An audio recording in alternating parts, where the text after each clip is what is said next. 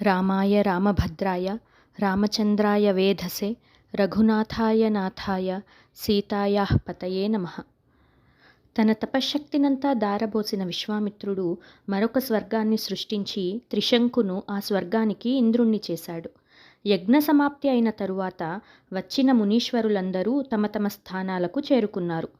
తరువాత అక్కడున్న ఆశ్రమవాసులతో విశ్వామిత్రుడు, ఈ దక్షిణ ప్రాంతంలో తపస్సుకు తీవ్రమైన విఘ్నం ఏర్పడింది, కాబట్టి మనం పశ్చిమానికి వెళ్దాం.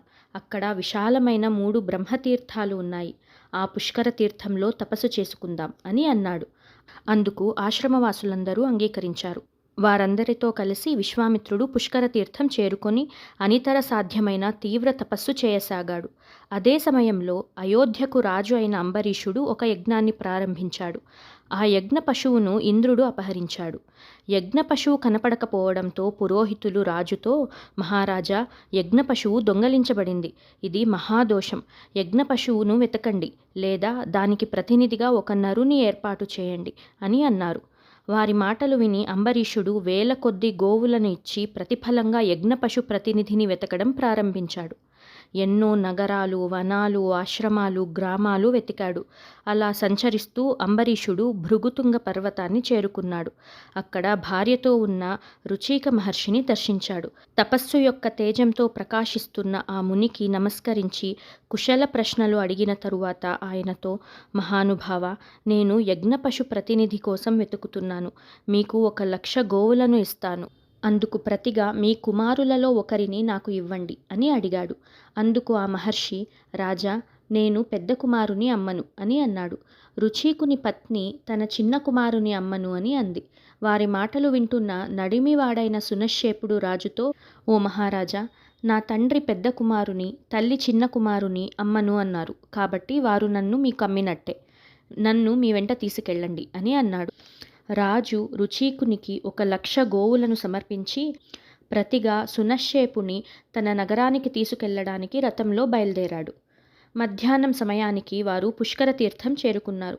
మహారాజు కొంతసేపు విశ్రాంతి తీసుకుంటున్నాడు.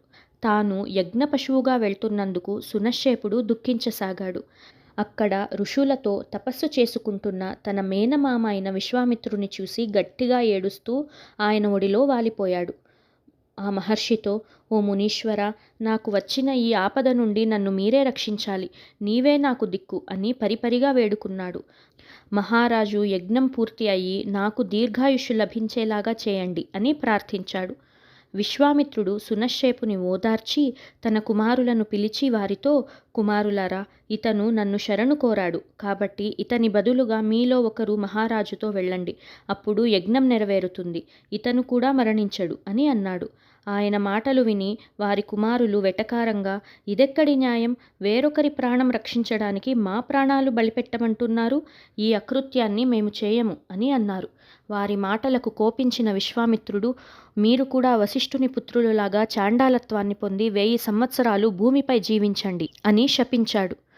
తరువాత సునశ్శేపునితో, మునికుమార, యజ్ఞంలో నిన్ను దర్భలతో కట్టి ఎర్రని పూలమాలలు, చందనాలతో అలంకరించి విష్ణువు యొక్క యూపస్తంభం వద్ద ఉంచుతారు. అప్పుడు నీవు అగ్ని వైపుకు తిరిగి నేను ఇప్పుడు చెప్పే మంత్రాలతో ఇంద్రుని, ఉపేంద్రుని స్తుతించు అని అన్నాడు. సునశ్శేపుడు ఆ మంత్రాలను గ్రహించి సంతోషంగా రాజుతో వెళ్ళాడు.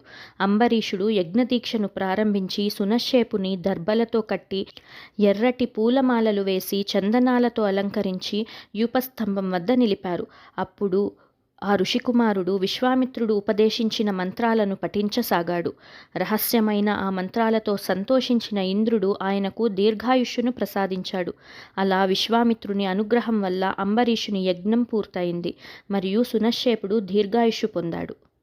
వాల్మీకి మహర్షిచే విరచితమైన రామాయణ మహాకావ్యంలోని బాలకాండలోని 61 మరియు 62వ సర్గా సంపూర్ణమైంది.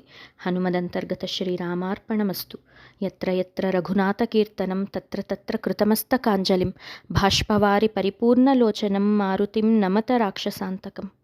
మన జీవనానికి దారిదీపమైన రామాయణంలోని తదుపరి విషయాలను తెలుసుకోవడానికి మళ్ళీ కలుద్దాం. జై శ్రీరామ్.